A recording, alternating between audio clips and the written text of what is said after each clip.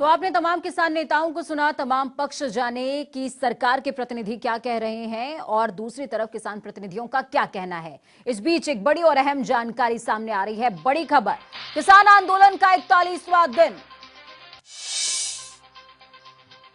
टिकरी border पर किसानों का प्रदर्शन जारी है। बड़ी और अहम खबर आपको बता रहे हैं इस वक्त की बारिश और ठंड में डटे हुए हैं किसान। किसानों ने ट्रॉलियों को तिरपाल से ढका है।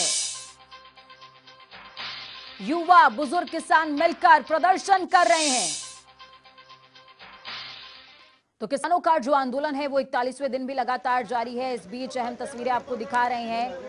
ठंड से बचने का, अब ठंड के साथ साथ डबल अटैक है, अब बारिश भी आ गई है। इस बीच ये आंदोलन कैसे चले,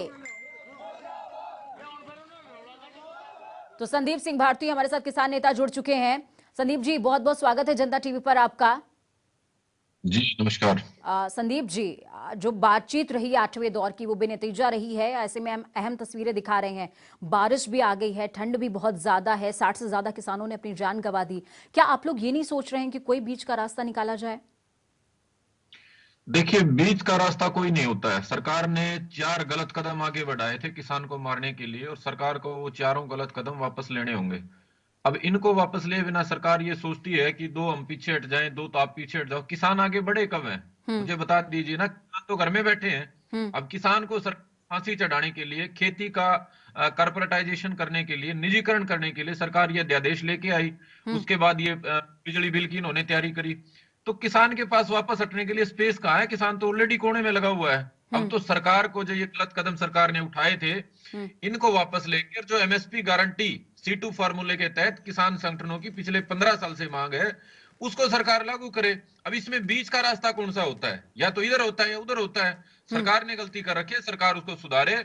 अन्यथा 26 जनवरी जो है वो किसानों के देश के इतिहास में निर्णायक होगी। 1950 के बाद पहली संदीप बार जी, ऐसा होगा। लेकिन मैं भी आपसे ये बिंदु समझना चाहूंगी और तमाम दर्शक जो इस समय आपको सुन रहे हैं वो भी मेरे ख्याल में ये समझना चाहेंगे, जानना चाहेंगे। अगर गवर्नमेंट की तरफ से ये कहा जा रहा है कि हम बिंदुवार चर्चा करने को तैयार हैं, हम साथ में जितने आप संशोधन बोलिए हम संशोधन को तैयार हैं, अगर वो इस बात को लेकर रिजिड हैं कि हम कानून वापस नहीं लेंगे, तो क्या किसान प्रतिनिधि या आप लोगों की हम बात करें तो आप लोग क्या ये स्टैंड नहीं छोड़ सकते कि ठीक है आप संशोधन कीजिए, हम जितने संशोधन कह रहे हैं आप संशोधन कीजिए, हम इस बात को छोड़ रहे हैं कि कानून वापसी की बात को हम छोड़ दे रहे हैं? ऐसा नहीं हो सकता है? देखिए, ये तो देखिए आंदोलन का नेतृत्व होता है। चूंकि मैं उस 40 सदस्यीय 41 सदस्यीय कमेटी का हिस्सा नहीं हूं, उनकी अपनी रणनीति अपने तरीके होते हैं। यदि मैं उनमें होता तो हो सकता था मैं अलग तरीके से सोचता। लेकिन ये जो इनका फैसला है 40 सदस्यों का, हम्म। इसके पीछे जन भावना है। इसके पीछे सरकार की जो किसान विरोधी नीतियां हैं, किसान हम्म। के खिलाफ की जो नीयत है, वो जिम्मेदार है। हम्म। और इसका मैं सबसे बड़ा कारण ये मानता हूं कि जो ट्रस्ट डेफिसिट है, जो हम्म। आपस में विश्वास की कमी किसानों और सरकार के बीच है, वो इसका सबसे बड़ा कारण है। हम्म। किसानों को ऐसा लगता है कि संशोधन के नाम पे इसमें छोटे मोटे जो सुधार है वो करके बाद में दोबारा से इन्हीं को डाल दिया जाएगा। सबसे हम्म। बड़ा जो डर है कि हम्म। संशोधन के नाम थोड़ा बहुत इसमें सुधार करके बाद में इन एक्ट्स को वैसे का तो वैसे लागू संदीप जी, कर ये दिया भी तो हो जाएगा। सकता है कि वो कानून आपके कहने पर आप मान लीजिए कि किसान नेता तमाम जो हैं वो बहुत ज्यादा रिजिड हो जाएं, वो कानून निरस्त कर दें, फिर दोबारा ऐसा ही कोई कानून ले आए। ये भी तो हो सकता है। अगर आप कह रहे हैं कि इसके डिमेरिट्स ऐसे हो सकते हैं तो डिमेरिट तो ये भी हो सकता है। देखिए, ये बात तो आप लिख लीजिए पूजा जी, दोबारा सरकार, ये सरकार या कोई और सरकार किसानों के खिलाफ ऐसा कोई एक्ट नहीं लाएगी, क्योंकि उनको अंदाजा हो गया है कि किसान कितनी बड़ी ताकत है। हम्म। दूसरा, जो रिजिडिटी की, उसके लिए सरकार जिम्मेदार है। जब ये एक्ट बनाए जा रहे थे, ये बिल लाए जा रहे थे, उससे पहले 60 दिन का नोटिस देना पड़ता है। पूरे देश में कोई भी बड़ा बिल लाया जाता है तो हम्म। उसके ऊपर चर्चा होती है। और किसान देश का सबसे बड़ा तबका है, ठीक है। आजीविका के माध्यम से, रोजगार के माध्यम से, वोट के माध्यम से। अब उसको निर्णय प्रक्रिया में कहीं शामिल नहीं किया गया। हम्म। तो आप जब निर्णय प्रक्रिया में उसको शामिल करने की बजाय उसके ऊपर कोई चीज थोपोगे तो उसका विश्वास जो है आपसे उठ जाएगा। और असली समस्या यही है।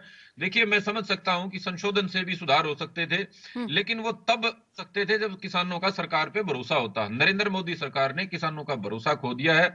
अब किसानों को यह भी भरोसा नहीं है कि ये सारे जो है ना आश्वासन दे के और उसके बाद भी सरकार लागू कर देगी। हम्म। इसलिए किसान संगठन और किसान जो है रिजिड हो गए हैं।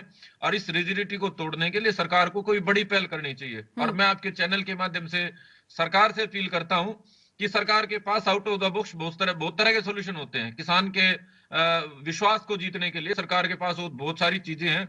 सरकार ट्रस्ट डेफिसिट को खत्म करने के लिए, गतिरोध को तोड़ने के लिए कोई ऐसी पहल करे जिससे किसानों के मन में भरोसा जगे कि नरेंद्र मोदी सरकार किसान के लिए सोचती है। पिछले 6 साल से तो ऐसे ही सरकार ने बार बार कदम उठाए हैं।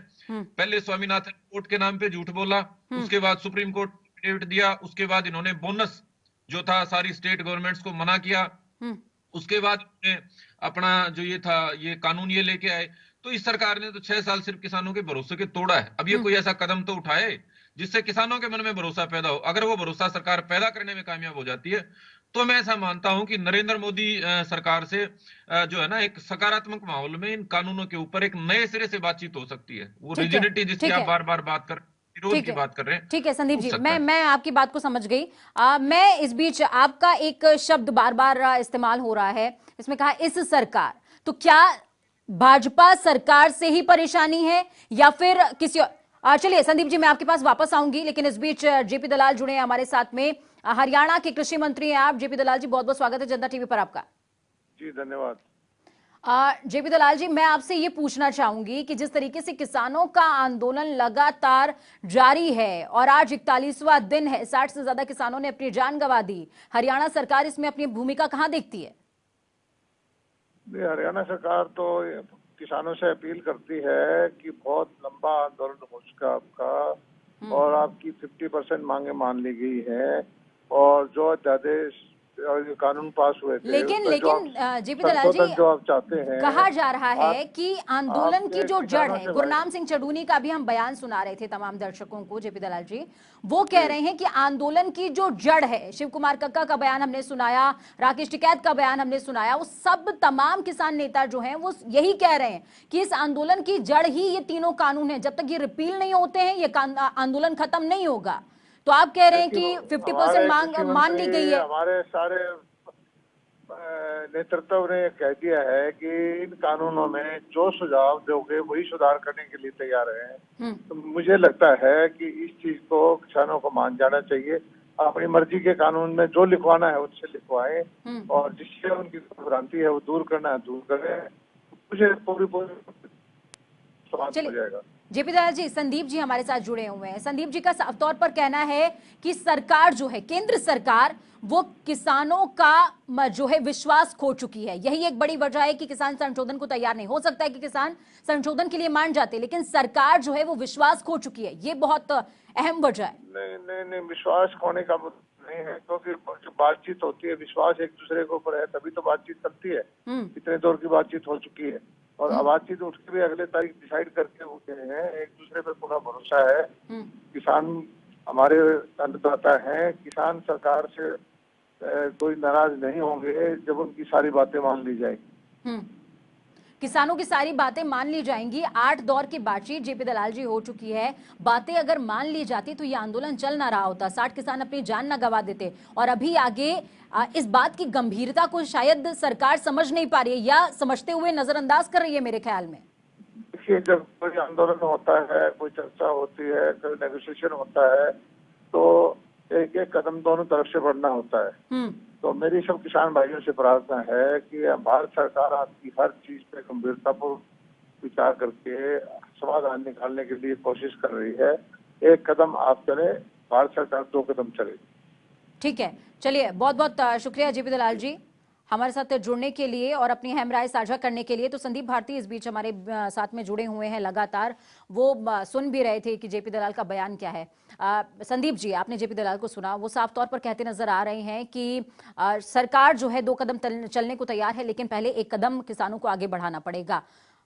आपका क्या कहना है? देखिए, जेपी दलाल जी निराश हो चुके हैं। इन्होंने जो पैंतरे चलने थे, SYL का पैंतरा चला, इन्होंने किसानों के बीच में डिसइंफॉर्मेशन दुष्प्रचार का पैंतरा चला, इन्होंने वो सारे फेल हो गए। अभी निराश हताश होके बैठ के अब ये सोच रहे हैं कि अपने आप ही ये आंदोलन खत्म हो जाएगा। तो अपने आप ये आंदोलन खत्म नहीं होने वाला है, सरकार को पहल करनी होगी।